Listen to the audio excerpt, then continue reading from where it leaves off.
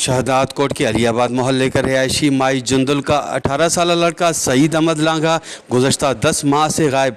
वश न्यूज़ से बात करती हुई मुबैना मौगवी की वालदा का कहना था कि मेरा बच्चा गायब है और शहदाद कोट की पुलिस इंतज़ामिया मुझसे ताउन करने को तैयार ही नहीं है। अब्बा मुझो पुट मोहम्मद बश बिरोही सां वियो आहे गाड़ी ते मुझो घरों फोन करे वठी विया नी के 10 महीना थिया आहिनि। मुझो पुट लापता कयो अथसि।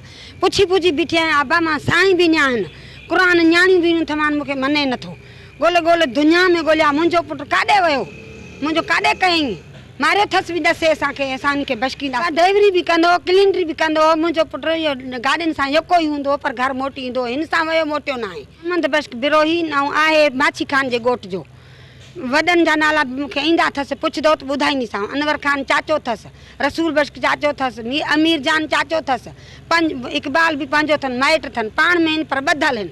पुटु मुंहिंजो इन्हनि वटि आहे, जाॾे बि कयो अथऊं, मारियो अथऊं, विञायो अथऊं, ॿधायो अथऊं, जाॾे कयो अथऊं, इन्हनि वटि आहे। मूंखे वठी 10 महीना थी विया आहिनि, 10 महीनो हले थो भाउ। असां लापता ॿारु मुंहिंजो, असां परेशान ग़रीब, असां मरूं था साह में, हुतऊं पटे व्याज कयां अथसि बैंकुनि मां पैसा असां छोकिरे जे कढ, असांखे को ॾस नथो मिले। हाणे मुंहिंजी तव्हां मदद कयो, अलाह वास्ते मुंहिंजी मदद कयो। जज ॾे मोकिलियो, कंहिं एस ओ जे ॾे मोकिलियो, कंहिं ऑफिसरनि ॾे मुंहिंजी मदद कयो। अलाह वास्ते मुंहिंजो इहो पुटु आहे, मुंहिंजो जवान पुटु आहे, 10 महीनो आहे, मुंहिंजो पुटु कोन्हे। ॻोल्हे ॻोल्हे ॻोल्हे दुनिया ॻोल्ही अथसि, असां मरूं था। हाणे सॼी अख असांजो साह निकिरे थो।